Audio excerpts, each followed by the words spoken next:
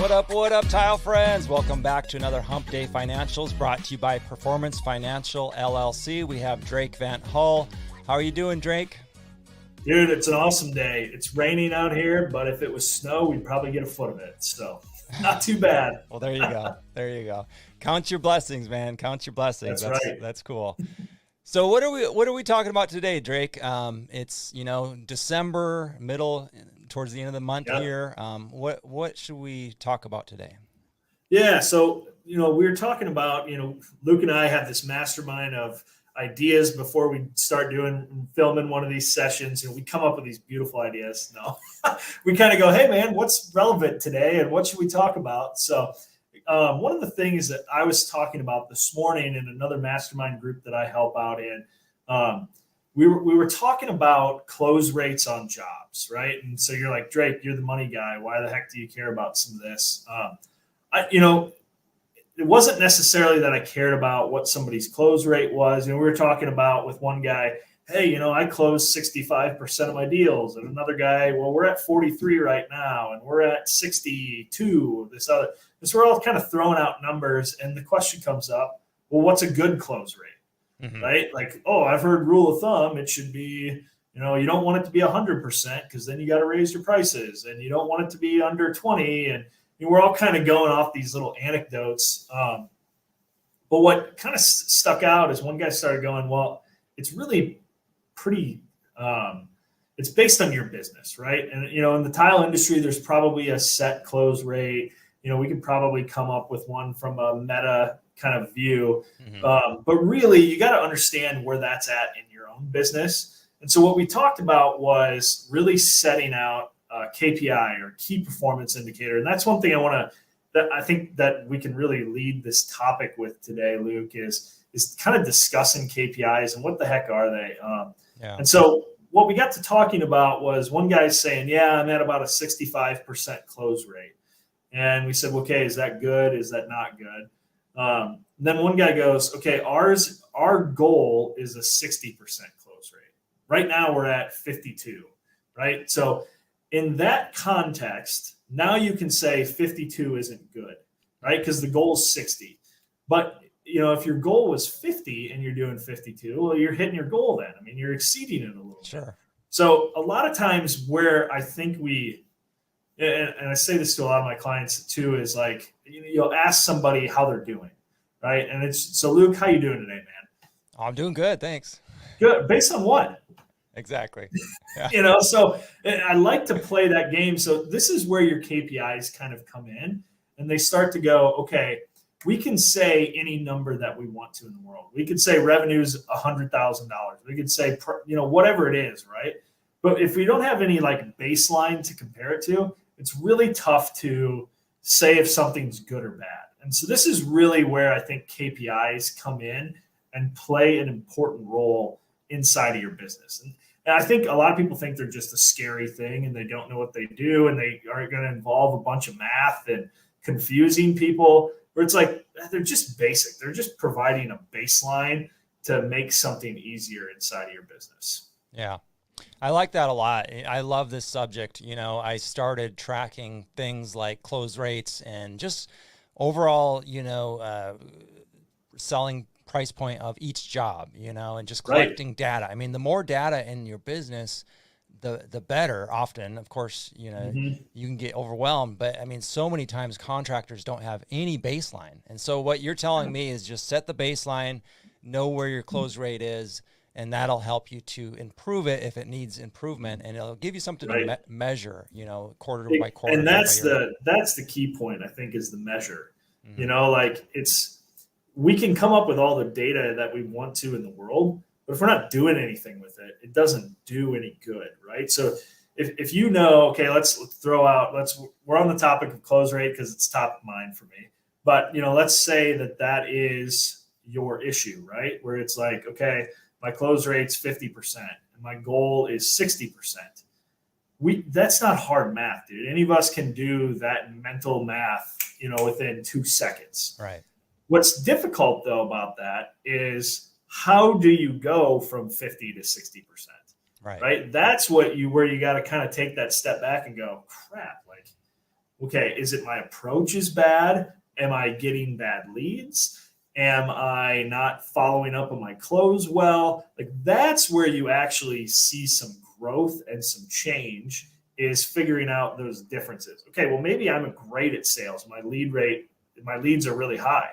Now that begs the question: are you getting are you charging enough for your services? What's the other people on your team doing? Do they still have that same high close rate, or do you have somebody that's outperforming? Well, what the heck are they doing, and how do we duplicate it, right? Sure. Yeah. And so it provides, so that little piece of data can provide a month's worth of like figuring things out. But without having that ever, you never took the time to figure out maybe there's a hole in our process, or maybe somebody's really, really good at something and the rest of the team's kind of dragging them down. How do we implement that? That's where this KPIs is really, I guess you can call it benchmarking or KPIs. They really help set good metrics for you to make decisions. That's all that numbers are, is it's just data to make good decisions with. And know what to work on, I mean, because exactly, like you mentioned, if you have 100% close rate, every time your phone calls, you get that job. It either means one of two things. I mean, you're either that valuable and that good at what you do, or maybe you are underselling yourself. Maybe there's some improvement that can be there. And there's some other KPIs, right? How's your bank account? That's if your bank account's always in the weak department and money's always a sore topic, and you're closing 100% of your leads, probably 1-1 means your prices are too cheap. And then you know what to go after. All right, well, how do we raise our prices? How do we, and then on the opposite end, if you're having trouble closing, only 10%, 20% of phone calls, I mean, maybe that's good for you and your business, but what are you going to compare that to? So you can get really geeky with this, I think, and what you're describing and what I heard you say is once you have these baselines, these KPIs, you can then get hints and a direction to focus on. Hey, we need to read this type of book, or we need to, talk to this, hire this consultant, or, do this differently, or, present ourselves differently. And then you can really start making the changes. So I like that a lot. Yeah. And I think sometimes too is like, if you're a new guy out there and you're hearing this and you're going, Drake and Luke, dude, I'm brand new. I don't even know what to expect. Right. Then just come up with a number, right? Just let's say, okay, you're hearing this and you're going, oh, I've closed 3 deals. Like, I don't know what my close rate is. I've talked to 4 people. Like, it's okay. Awesome. Your close rate, 75%. Shoot for that right now, right? Like, at least set a metric or a bench line just to go, hey, am I hitting it or not? Because maybe in a month you need to reevaluate, is that bench line a good metric? But at least start somewhere. That's where some guys can get kind of, turn around and they're like, well, I just don't have any data to help me out. This same in budgeting, right? Like we can look towards what's a 2023 budget going to look like for our business? This is my first year of business, or it's going to be my first full year of business. I don't know how to project some of this stuff out. Great.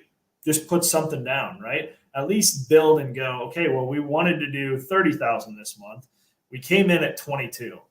Oh, is that good or bad? Well, I don't know. Next month, we're shooting for 30. We came in at 20, getting closer. What did we do to get us closer, right? Like, at least you're setting some type of metric to go, are we reaching to our goals, or are we way off? Are our goals ridiculous, and do we need to reevaluate those a little bit? But you got to have some benchmark. Otherwise, you just have data and nothing to help make a decision off of. Yeah, absolutely. And I'll just, add on a little bit here too. A lot of this stuff might seem overwhelming, or, your hands in the bucket of grout, you're in the thin set installing tile, right? And so you don't have time for all this stuff. And I know how it is. When I was a small business, I always thought next year, or when I'm profitable, or when I make that big sale, or there was always a reason to put it off. And the reality is, it wasn't until I made the time. I just forced myself to work late and early and just start, taking time to work on things like tracking your numbers and really putting KPIs out there and really observing my business almost from the outside, looking in. Was it then that I was able to then be profitable and then kind of see the fruits of my labor? So it doesn't work the other way around. And that's why you see contractors in business for maybe 15, 20 years, and they're still at chuck in a truck. And not that there's anything wrong with installing your own tile or doing that, but how are you mentally even moving past that? How, are you able to do things, or are you locked in? Are you chucking a truck because you have to be? Or is it because it's what you truly love and want to do? I think more people have to be there. And this type of stuff gets you out of that situation to where now all of a sudden you have options, right? Well, I can build on this. I can hire employees because I understand, my KPIs, and I can sell at a higher rate, or I'm hitting my targets, or I'm a little bit under this month, all these little things to keep us on track. So really appreciate this one, Drake. Really appreciate you sharing your knowledge here. And again, I'll come back to, I may have said this before. This is a big mental shift for a lot of us, because this isn't putting down thin set. This isn't hauling in buckets of stuff. This isn't carrying packages of tiles. Like, this feels like weird office labor, and we're not feeling like we're productive in a day, because we're used to seeing, a whole bathroom be finished, right? Like, we're used to setting up all that scene progress, where this feels like office work, right? There's a stigma to some of that kind of stuff. And so I think a lot of times this gets pushed off as not important, not something to actually help us out inside of our business. What I tell a lot of guys all the time is sometimes we got to crawl before we can sprint. And so this is one of those crawling points. Like, we're probably not going to be good at it. When you put in your first install to where you're at today, probably looks a lot better today than it did the first time, right? And so if you guys are sitting there going, boy, I just don't know how I can do this, and I got all these other things going on, and I'm worried about Mary Sue's bathroom tile getting finished, like, I know all those thoughts go through your head, but you got to kind of at some point say, hey, I'm making a decision. It might suck for a month or two.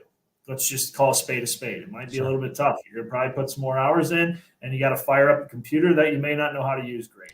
But this is the divider of successful businesses, is they work on their business, not in their business. And this is that first step of you taking that time to go, hey, I'm going to be serious about my business and put focus on it, not just on the day-to-day job that we actually do. Nice. Well said, Drake. Well said. Appreciate that. Awesome. All right, Tile friends, if you've enjoyed this Hump Day Financials, let us know in the comments wherever you're watching that. Engage with Drake and I. Maybe you have a question about what was discussed today or would like to add to the discussion. We're happy to talk to you on social media. Drake also offers free 30-minute consultations to any of you who might feel like you need to hire a bookkeeper, a CPA, a financial advisor. It's the business Drake is in, and he is very serious about it, and he's eager to help you. So we appreciate you, Drake.